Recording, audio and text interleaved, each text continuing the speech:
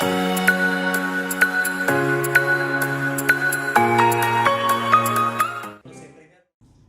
cordial saludo, soy Guido Aguila Grados, abogado peruano, doctor en Ciencias Jurídicas por la Univali de Santa Catarina en Brasil y docente exclusivo de la Escuela de Altos Estudios Jurídicos EGACAL en Lima, Perú.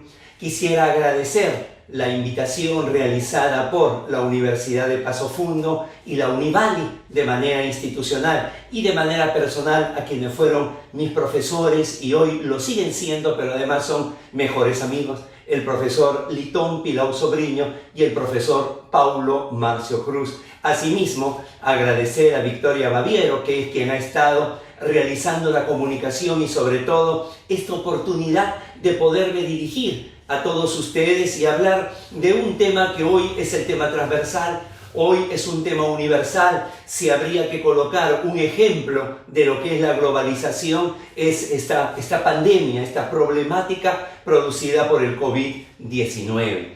¿Qué poder decir de esto? Muchas cosas. La primera de ellas, siempre se ha encontrado momentos bisagra, momentos de inflexión durante la historia. Es por ello que para algunos es la invención de la escritura lo que determina que se inicia lo que llamamos historia y todo lo anterior, así haya sido la creación de la rueda, la agricultura, la sedentarización. Como no había escritura, se llama prehistoria. Generalmente toda la humanidad se determina con el nacimiento de Jesucristo, nuestro Señor.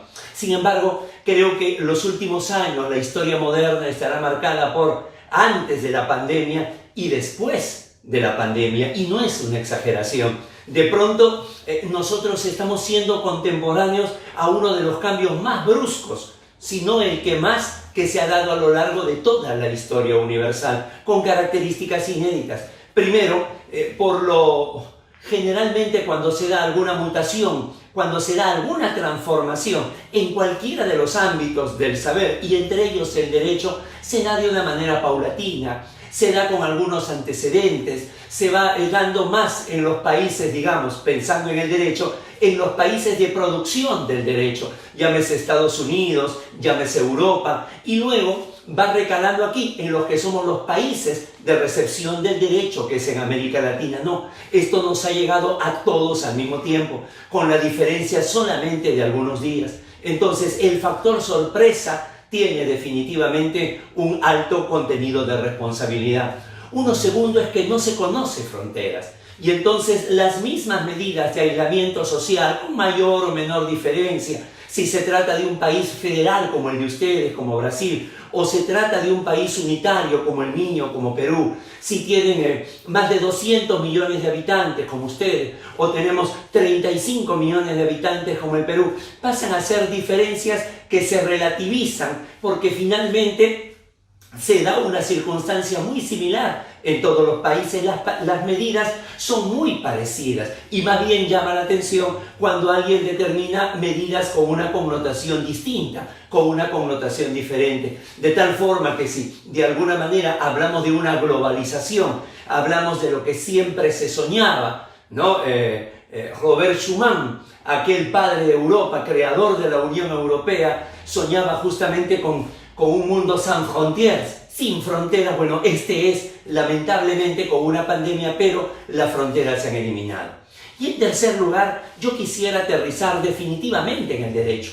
Cuando uno lleva los cursos de argumentación jurídica, razonamiento jurídico, filosofía jurídica, generalmente todos están de acuerdo en aquella división de los casos que hizo Manuel Atienza, allá en Alicante. Los casos fáciles, los casos difíciles y los casos trágicos en el derecho, estos casos para resolver y donde allí nace la necesidad de la argumentación cuando la norma misma, según lo que ellos señalan, no da respuesta o no da las respuestas que se requieren. Y yo recuerdo justamente en estos cursos cómo los profesores hacían un esfuerzo de imaginación para poder llegar a casos difíciles o a casos trágicos. Ya no hace falta eso. Esto, lo que estamos viviendo en el derecho, es el mejor ejemplo. Es un ejemplo, si se quiere, pródigo, es un ejemplo abundante, es un ejemplo gigantesco de lo que vienen a ser los casos difíciles y los casos trágicos. Jamás al legislador o al constituyente se le pudo ocurrir que, por ejemplo, ocurría esto en el ámbito laboral, que es que hay que desprenderse del trabajador o no hay para pagarle al trabajador, ya no por una coyuntura económica, no por una mala decisión de la dirección, no por una reducción en las ventas, sino por un efecto sorpresivo de una pandemia, ¿no? O en los ámbitos contractuales, se había dado, seguramente se ha previsto el incumplimiento, la mora, hasta la responsabilidad civil en el derecho de daños. Pero ahora se determina una circunstancia que no solamente tiene que ver, por ejemplo, con los contratos de arrendamiento para sobrevivir, por ejemplo, la vivienda, o las obligaciones a largo plazo que se han establecido con las inmobiliarias, sino que ahora, en definitiva, se da una circunstancia donde nadie se le esperaba, de tal forma que esto no está regulado en el derecho. O, por último, si se quiere, en el ámbito en sede constitucional. En la sede constitucional todos los países estamos en un estado de emergencia. Y cuidado, porque el estado de emergencia inicialmente fue llamada dictadura constitucional. Para sus orígenes hay que regresar hasta Roma, donde en la República Romana, cuando había la amenaza de algunos bárbaros, sea del norte de Europa, o sea de Asia, o sea de África, entonces la República daba un paso hacia atrás y se nombraba a una figura bajo el nombre de dictador por 6 meses. Para que todo el poder se concentrara en su decisión. Esos son los estados de emergencia, una suerte de dictaduras constitucionales donde todo el poder se concentra en el Ejecutivo y entonces se le da, si se quiere, licencia para restringir derechos fundamentales.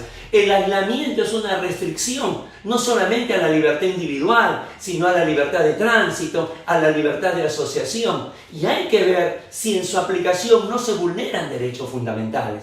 Justamente esto, en estos momentos que estamos grabando, hace exactamente 24 horas, el Tribunal Constitucional Peruano, la mayor instancia que existe a nivel de justicia constitucional, ha declarado el estado de cosas inconstitucional en los hacinamientos de las penitenciarías, de las prisiones, de las cadenas que hay en el país. Esto es, una sentencia que inicialmente era en un proceso de habeas corpus, ¿no? En un proceso de hágase, inicialmente era eso, hoy, bajo el nombre de estado de cosas inconstitucional, lo ha declarado para todo el país. De tal forma que con esto se transforma el derecho penal, con esto se transforma el derecho procesal penal, porque ya había un informe de la Comisión Interamericana de Derechos Humanos del año 2013, donde decía que en el Perú había demasiadas personas en prisión preventiva. Era el segundo país en el hacinamiento de cárceles. Luego, en el año 2017, hubo otro informe donde la preocupación ya no era la cantidad de personas, sino el tiempo que determinaba. Y en el Perú, de una norma que decía que la prisión preventiva máxima era de 18 meses, se pasó a 36 meses. Y hasta el día de hoy, ese informe muchas veces algunos fiscales y algunos jueces han hecho caso omiso. Y entonces se va a transformar completamente la realidad. Y atención, no es que solamente quede en el derecho, sino que esto tiene una connotación social.